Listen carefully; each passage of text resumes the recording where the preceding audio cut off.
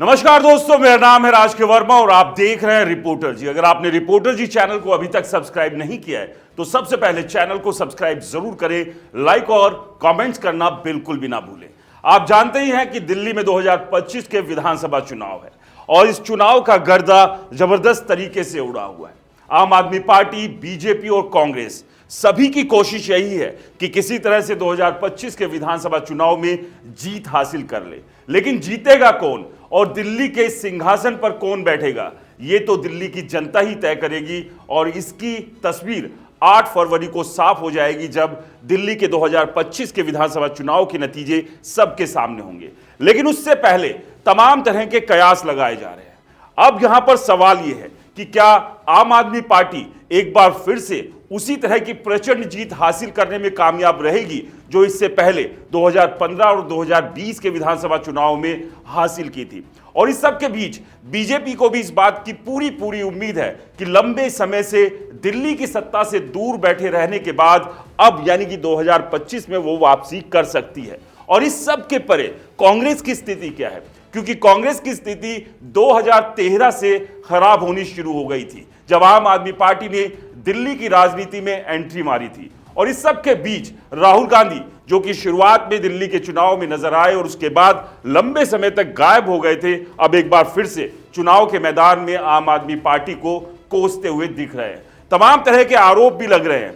अब इस सब के बीच आज हम आपको यह बताएंगे कि कौन सी पार्टी इस बार का विधानसभा चुनाव जीतने जा रही है, क्योंकि दिल्ली के चुनाव को आज रिपोर्टर जी पर हम करेंगे डी कोड। इसलिए इस वीडियो को अंत तक जरूर देखें, क्योंकि एक एक समीकरण हम आपको समझाएंगे कि कैसे और किस तरह से कौन सी पार्टी इस बार के विधानसभा चुनाव में सरकार बना सकती है। उससे पहले आपको बता दें, 2020 के जो नतीजे रहे थे, 62 सीटें आम आदमी पार्टी के हिस्से आई थी, जबकि 8 सीटों पर बीजेपी कब्जा करने में कामयाब रही थी। लेकिन कांग्रेस लगातार 2 बार से 0 पर ही सिमट रही है। और इस सब के साथ साथ आम आदमी पार्टी, बीजेपी और कांग्रेस की बात करें तो कांग्रेस का जो वोट प्रतिशत शेयर था वो करीब 4% रह गया था, तो वहीं बीजेपी का 38 था और इसके अलावा आम आदमी पार्टी के हिस्से में एक बड़ा चंक वोट शेयर का आया था जो कि 50% से ज्यादा था। लेकिन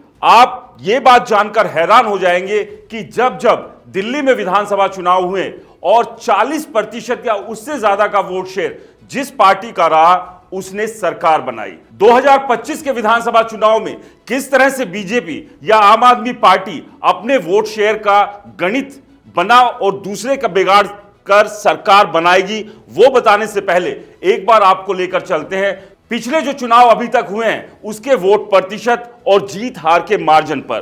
तो आज रिपोर्टर जी पर हम डिकोड कर रहे हैं चुनावी नतीजों को। लेकिन उससे पहले आपको बता दें कि अब तक दिल्ली में जो भी विधानसभा चुनाव हुए हैं वहां पर किस किस पार्टी ने कितने प्रतिशत वोट शेयर के साथ सरकार बनाई है। आपको पता ही होगा कि सबसे पहला चुनाव 1993 में हुआ था और 1993 में बीजेपी को जो वोट शेयर मिला था वो था 42.8% का। और इस 42.8% के साथ बीजेपी ने सीट हासिल की थी 49, यानी कि 49 सीटों के साथ बीजेपी पहली बार दिल्ली में हुए चुनाव में जीत हासिल करने में कामयाब रही थी। लेकिन उसके बाद से बीजेपी को एक ऐसा ग्रहण लगा कि अब तक वो सत्ता से दूर है। लेकिन इस बार का समीकरण कहीं ना कहीं बीजेपी को फेवर करता हुआ नजर आ रहा है, वो भी हम आपको बताएंगे। लेकिन एक एक सिलसिलेवार अभी तक जो चुनाव हुए उस पर बात कर लेते हैं।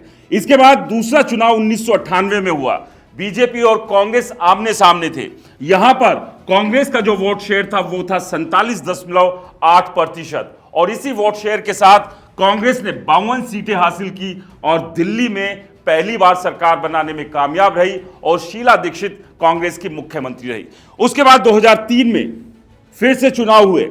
यहां पर कांग्रेस का वोट शेयर था 48.1%, यानी पिछले चुनाव के मुकाबले कुछ प्रतिशत ये वोट शेयर बढ़ा, लेकिन सीटें जरूर कम हुई। 47 सीटें कांग्रेस को मिली और कांग्रेस एक बार फिर से सरकार बनाने में कामयाब रही और दूसरी बार शीला दीक्षित ही दिल्ली की मुख्यमंत्री बनी। 2008 में फिर से चुनाव हुए। यहां पर कांग्रेस को वोट मिले 40.3%, यानी कि 40% या उससे ज्यादा जब जब भी जिस पार्टी को मिले उसने जीत हासिल की, सत्ता में वो काबिज हुआ। यहां पर कांग्रेस के हिस्से में आई 43 सीटें और इन 43 सीटों के साथ शीला दीक्षित हैट्रिक लगाकर तीसरी बार मुख्यमंत्री बनने में कामयाब हुई। वहीं बात करें 2015 की, 2013 की हम बात इसलिए नहीं कर रहे हैं क्योंकि 2013 में किसी भी पार्टी को 40 या उससे ज्यादा प्रतिशत का वोट शेयर नहीं मिला था और यही कारण रहा कि दिल्ली में कांग्रेस और आम आदमी पार्टी को गठबंधन में सरकार बनानी पड़ी थी, यानी कि अकेले अपने दम पर कोई भी पार्टी सरकार बनाने की स्थिति में नहीं थी। और 2 साल बाद गठबंधन टूटा और फिर से 2015 में चुनाव हुए। यहां पर आम आदमी पार्टी ने 54.5% का वोट शेयर हासिल किया, जो अब तक का सबसे बड़ा नंबर है। रिकॉर्ड यहां पर बनाया और इसी रिकॉर्ड के साथ, रिकॉर्ड सीटों के साथ, 67 सीटों के साथ आम आदमी पार्टी ने एक प्रचंड जीत हासिल की और दिल्ली में अपने बूते सरकार बनाई। 2015 के बाद 2020 के चुनाव आए, यहां पर कुछ वोट प्रतिशत घटा जरूर आम आदमी पार्टी का, जो कि 43.8% पर आ गया, लेकिन सीटें यहां पर थी 62। 5 सीटों का यहां पर नुकसान भी आम आदमी पार्टी को हुआ, लेकिन दूसरी बार अपने दम पर आम आदमी पार्टी सरकार बनाने में कामयाब हुई। तो ये वो आंकड़े हैं, यानी कि जब जब 40% या उससे ज्यादा सीटें कि जिस पार्टी ने हासिल की उसकी सरकार बनी। बीजेपी को पहली बार, 3 बार कांग्रेस और 2 बार आम आदमी पार्टी और 1 बार 2013 में गठबंधन में सरकार बनी। ऐसे में अब सबसे बड़ा सवाल यह है कि बीजेपी का जो वोट शेयर है, अगर पिछले 2 चुनाव की बात करें, 2015 और 2020 की बात करें, तो यह करीब 35 से 38% के बीच में रहा है और 2020 में करीब 38% वोट शेयर बीजेपी का था और 4% कांग्रेस का था। और ऐसे में इसी गणित के साथ बीजेपी को लग रहा है कि वो अपनी सरकार बना सकती है, जबकि 53.8% का वोट शेयर आम आदमी पार्टी का था। अब बीजेपी को जो सेंधमारी करनी है, वो सेंधमारी इसी वोट बैंक में करनी है और साथ ही साथ उसे इस बात की भी उम्मीद है कि कांग्रेस भी जो सेंधमारी करे वो आम आदमी पार्टी के 53.8% का जो वोट शेयर है इसमें सेंधमारी करे। तो यानी कि अगर पूरा गणित समझे तो कांग्रेस और बीजेपी को इतना वोट शेयर लेकर जाना होगा जो कि 60% से ज्यादा पहुंच जाए। और अगर दोनों मिलाकर इस आंकड़े को प्लस कर देते हैं, यानी कि इससे ज्यादा ले आते हैं, तो जो आम आदमी पार्टी पिछले चुनाव में 53.8 पर खड़ी हुई थी मजबूती के साथ, उसका वोट शेयर 40% से घट जाएगा।